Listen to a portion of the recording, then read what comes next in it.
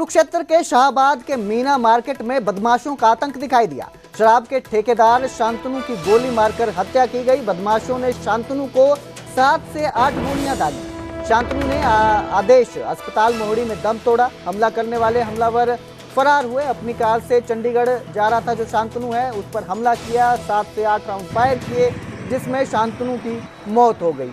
काला राणा गैंग ने इस हत्या की जिम्मेदारी ली है। कुरुक्षेत्र के शाहबाद कस्बे में बीती रात सरेआम फायरिंग कर शराब ठेकेदार की हत्या की वारदात को अंजाम दिया गया। शांतनु पिछले कुछ वर्षों से शाहबाद और आसपास के इलाकों में शराब के ठेके चला रहा था। हाल ही में उसने 18 ठेके करीब 19 करोड़ रुपए में लिए थे। शांतनु अपनी कार से चंडीगढ़ जा रहा था और सिगरेट लेने के लिए मीना मार्केट में रुका था। इसी दौरान 2 बाइक सवार बदमाशों ने पिस्टल से ताबड़तोड़ 8 राउंड फायरिंग की, जिनमें 7 गोलियां शांतनु को लगी। घायल अवस्था में उसे मोहड़ी के आदेश अस्पताल ले जाया गया, जहां डॉक्टरों ने उसे मृत घोषित कर दिया। राहगीरों ने बदमाशों को पकड़ने की कोशिश की, लेकिन वे फरार हो गए। आरोपी बाइक मौके पर छोड़ गए और थोड़ी दूर जाकर एक राहगीर से बाइक लूटकर फरार हो गए। मोटरसाइकिल पर सवार हमलावर आए थे, अपाचे पर सवार थे। काला राणा गैंग ने इस पूरी हत्या की जिम्मेदारी ली। आवाज ही आई है, आवाज आई है, अभी गोली चली है। पहले तो बैक से यहाँ घसीटता आया बंदा, किसी गाड़ी वाले जैसे टक्कर मारी होगी, वो यहाँ तक घसीटता आया। उसके बाद हमने यही देखा भी बंदा मर गया, वो उठ के भाग गया। वो भी रात के समय शांतनु चंडीगढ़ जा रहे थे और शराब कारोबारी शांतनु सोनीपत के रहने वाले थे। शांतनु के ऊपर ताबड़तोड़ गोलियां चलाई गई। गोलियां चलाने के पीछे कहीं ना कहीं जो काला राणा गैंग है उनका लिंक निकलकर सामने आ रहा है। सूत्रों से जो जानकारी मिल रही है, काला राणा गैंग लगातार धमकियां दे रहा था और शराब कारोबारी शांतनु के शाहबाद के आसपास शराब के ठेके थे। 18 से 19 करोड़ रुपए के उसने लगातार शराब के ठेके लिए हुए थे और लगातार उसको धमकियां मिल रही थी। जब शराब कारोबारी शांतनु सिगरेट लेने के लिए सड़क के पास उतरा तो उसके ऊपर ताबड़तोड़ गोलियां चलाई गई। हरियाणा नंबर की अपाचे बाइक से हमलावर आए थे और ताबड़तोड़ गोलियां चलाने के बाद शराब कारोबारी शांतनु को मौत के घाट उतार दिया गया। हालांकि शांतनु का पीछा सोनीपत से किया जा रहा था और शांतनु को मौत के घाट उतारने के बाद बाइक पर आए हमलावर बाइक पर ही भागकर निकल गए।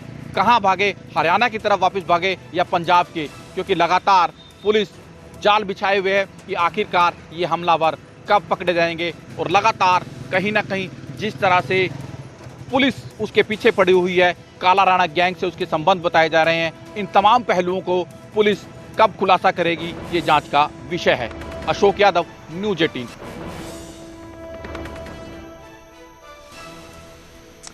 तो शराब ठेकेदार की गोलियां मारकर हत्या कर दी गई। इस खबर पर ज्यादा जानकारी के लिए मेरे सहयोगी अशोक यादव मेरे साथ जुड़े हैं।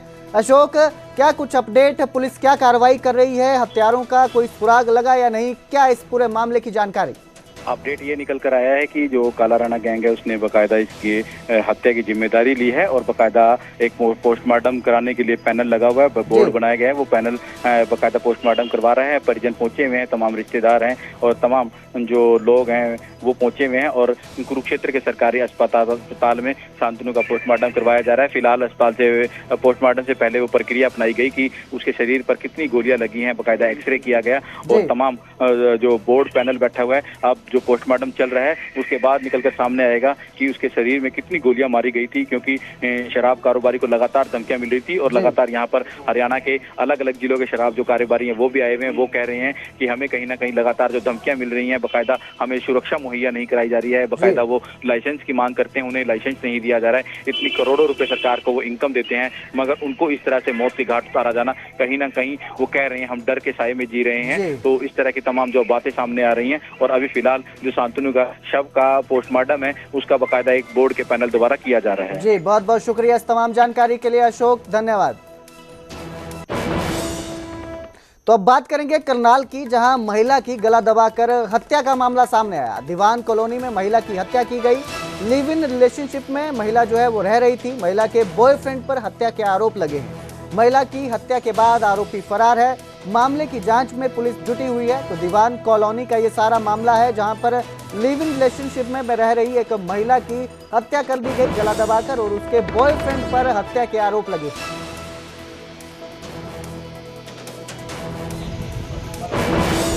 सूचना मिली थी कि एक महिला की हत्या की गई है। जिस सूचना पर हम यहाँ पहुँचे, उस महिला का नाम पूजा है, जो बडेड़ा गांव की रहने वाली है। कम्बोपुरा उसका मायका है।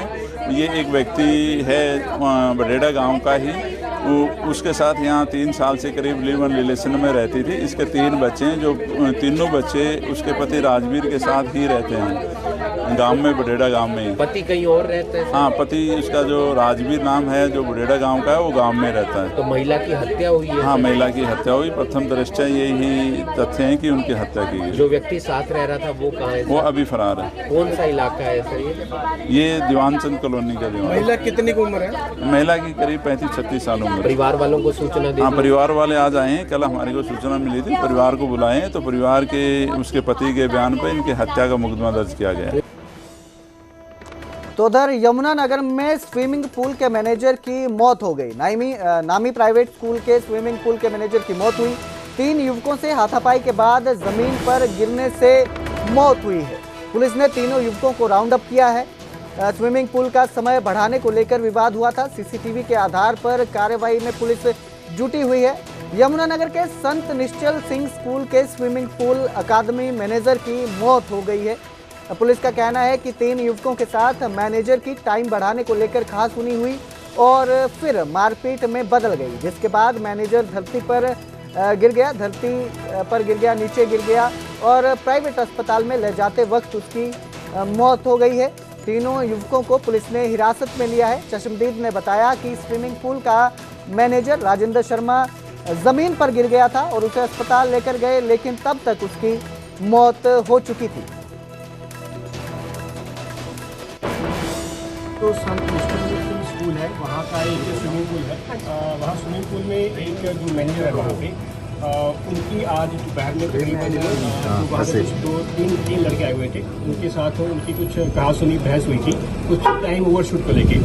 तो वहीं पे उनको फिर मतलब वो वहाँ पे बहस के बाद वो गिर गए, और गिरने के बाद जो है इनकी बॉडी हम हॉस्पिटल ले गए, जेपी हॉस्पिटल। वहाँ पे वो ब्रॉड डेड लाई गई थी, और अभी उनकी बॉडी जो है हमने पहुँचाई गई थी सिविल हॉस्पिटल। पीएम जो है इनका कल अभी होगा, और इंजरी बॉडी पे कोई नहीं प्रेगनेंसी भी लग रही है, बट जो भी है कल पीएम होने के बाद ही पता चलेगा।